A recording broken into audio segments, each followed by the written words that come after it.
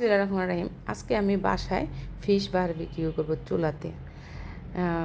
এই তো তার জন্য আমি নিয়েছি বড় সাইজের একটা তেলাপিয়া মাছ। আজকে তেলাপিয়া মাছটা আমি বারবিকিউ করব। যাই হোক, তেলাপিয়া মাছটা কিন্তু খুব ভালো করে কেটে এভাবে ধুয়ে নেওয়া হয়েছে। এখন আমি এটাকে একটু করে নিব, ফেরে নিব, যাতে মানে মাছটা খুব সুন্দরভাবে কুক হয়ে যায়। তো আমি এভাবে ফেরে নিব। তো ভেজে নিয়েছি। তারপরে এখানে এটা কেঁচা করে নিব। এটা কিন্তু খেতে খুবই ভালো লাগে, অসাধারণ হয়েছিল এটা খেতে। এটা আমি এভাবে কেঁচা করে নিব।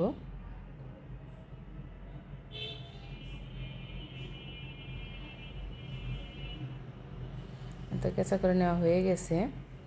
এখন আমি এটার জন্য কিছু মশলা তৈরি করব। এই তো এখানে নিয়েছি আমি স্বাদ মতো লবণ, আর দিয়েছি হলুদ হাফ টিস্পুন, মরিচ দিয়েছি আমি 1 টিস্পুন, আর জিরার গুঁড়া, ধনিয়ার গুঁড়া সামান্য একটু একসঙ্গে মিক্স করে আমি একটা মশলা বাসায় তৈরি করেছি, সেটাই আমি এখানে দিয়েছি।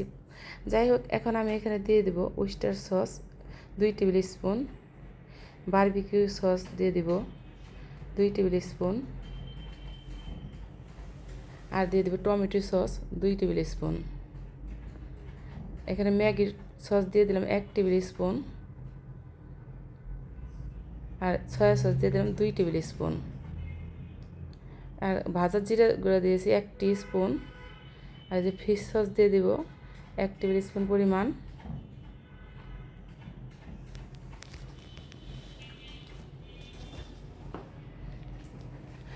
আর এখানে দিয়ে দিয়েছি আদা রসুন পেস্ট, এখানে দিয়ে দিয়েছি আমি 1 টিস্পুন, হাফ টিস্পুন আদা পেস্ট, হাফ টিস্পুন রসুন পেস্ট একসঙ্গে পেস্ট করে নিয়েছি, সেটা দিয়ে দিলাম। এখন আমি সব একসঙ্গে ভালোভাবে মিশিয়ে তো আমি মাছের সঙ্গে মিশিয়ে নেব।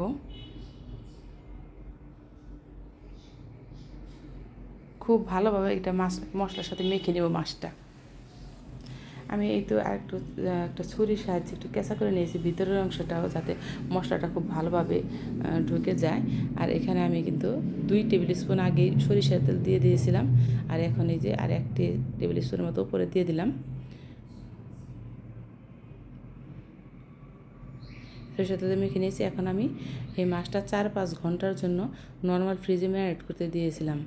এই তো ম্যারিনেট করা হয়ে গেছে।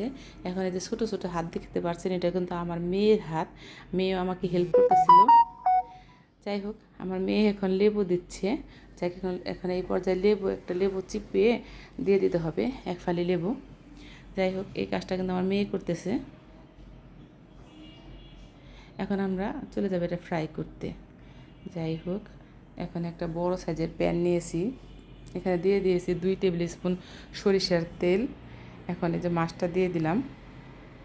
মাছটা এই যে এখন একটু ঢেকে দিয়েছিলাম যাতে খুব ভালোভাবে এটা সেদ্ধ হয়ে যায়। এটা আমি উল্টিয়ে নিব। এখন উল্টানটা সাবধানে উল্টাতে হবে। যা কীভাবে একটু সাবধানে উল্টিয়ে নিয়েছি, এটা স্কিপ হয়ে গেছে। এই তো আমার কিন্তু মাছটা প্রায় হয়ে গেছে। আমি মশলাগুলো উপরে আর একটু দিয়ে দিলাম,